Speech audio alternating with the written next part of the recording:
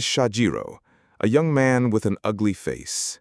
He looked really bad, but for him this was normal. He accepted it proudly, even though everyone who saw him used to laugh at him.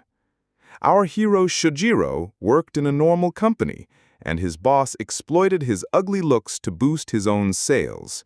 Shajiro loved his job so much and wanted to spread joy to the faces of every customer he met.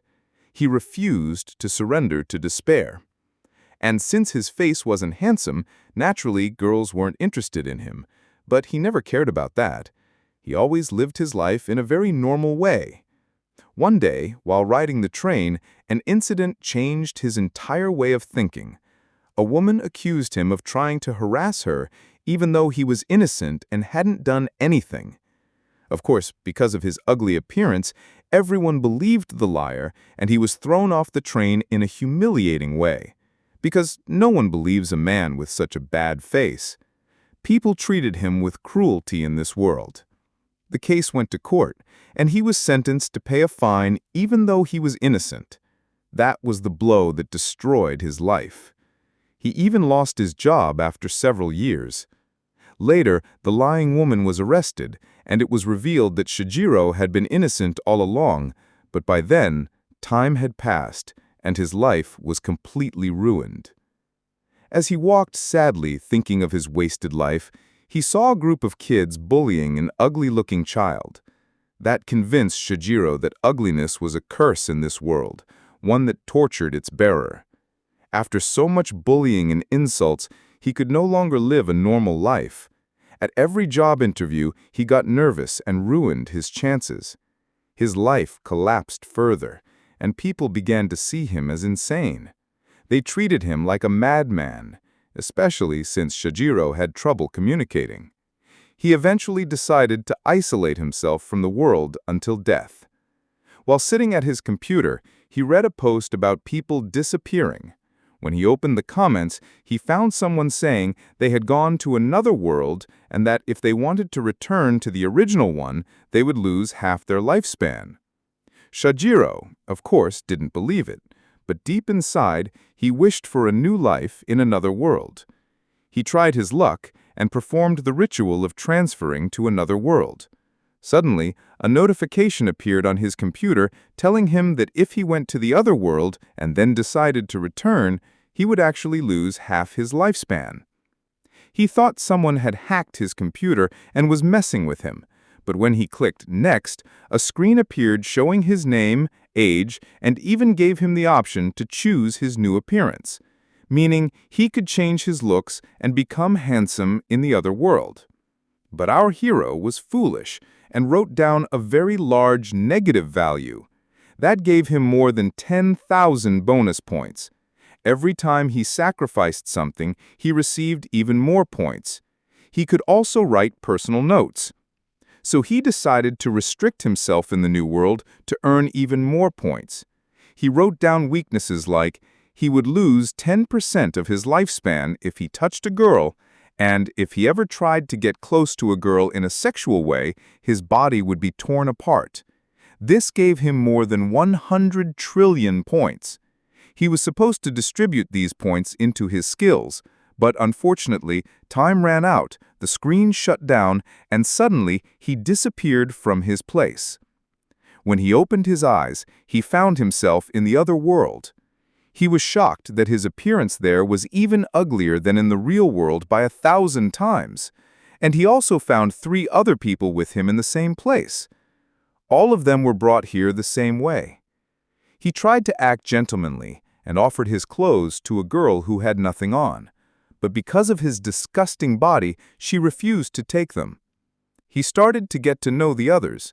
The handsome boy was Seiji, the small girl was Rizo, and the other one was Sika. All of them were 16, same as him, and had performed the ritual at the same time.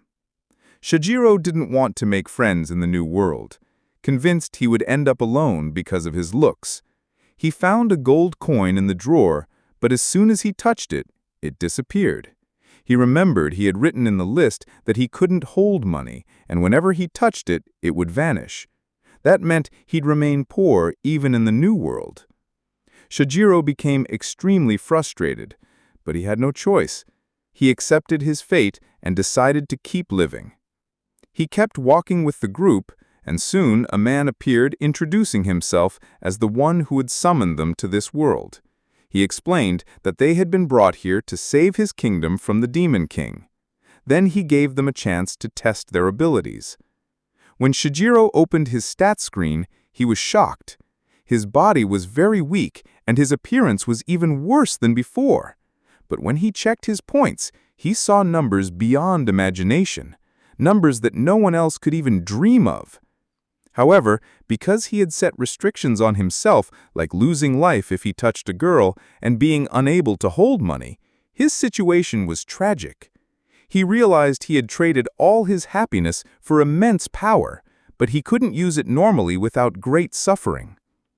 The other three, Seiji, Rizo, and Sika, were amazed at their new abilities. Seiji, being handsome and confident, quickly became the group's leader. The girls admired him, while Shojiro stood on the side, ignored and despised. They went to test their strength against monsters. Seiji and the girls killed them easily with their new skills, while Shojiro, when he tried to help, ended up making things worse because of his restrictions. Whenever he tried to hold a weapon, it vanished. Whenever he tried to pick up loot, it disappeared. The others started calling him useless. They laughed at his ugly face and mocked his weakness. Even in this new world, Shojiro was treated just as cruelly as in his old life. That night, Shojiro sat alone, questioning his existence. Why had he been cursed with ugliness in both worlds? Why was he always the one suffering while others lived happily? He looked at his points again and realized he could still write more restrictions to gain even greater power.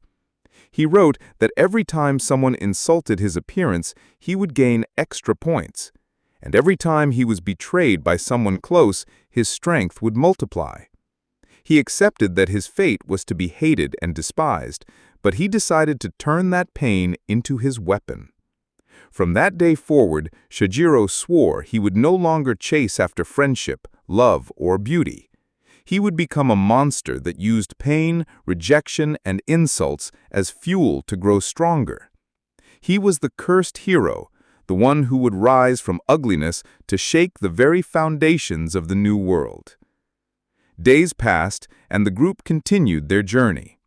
Seiji grew more popular with every step, admired by everyone they met. Rizo and Sika followed him closely, their eyes filled with admiration. Shojiro, meanwhile, was treated as nothing more than a burden. Whenever they entered a town, people avoided him, whispering behind his back about how hideous he was. Even when he tried to help, his restrictions turned every attempt into a failure. But secretly, his points kept growing. Every insult, every look of disgust, every betrayal, his strength multiplied quietly, unseen by others. One night, Seiji and the girls plotted in secret. They had realized Shojiro was becoming dangerous.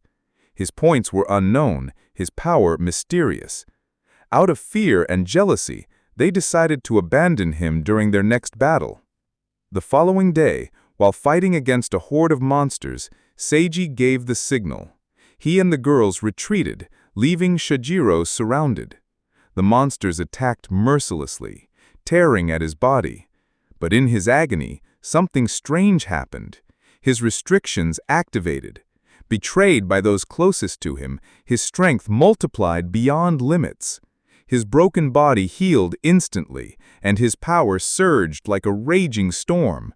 Shojiro screamed, unleashing energy that obliterated the entire battlefield. Thousands of monsters vanished in an instant, leaving only silence and destruction.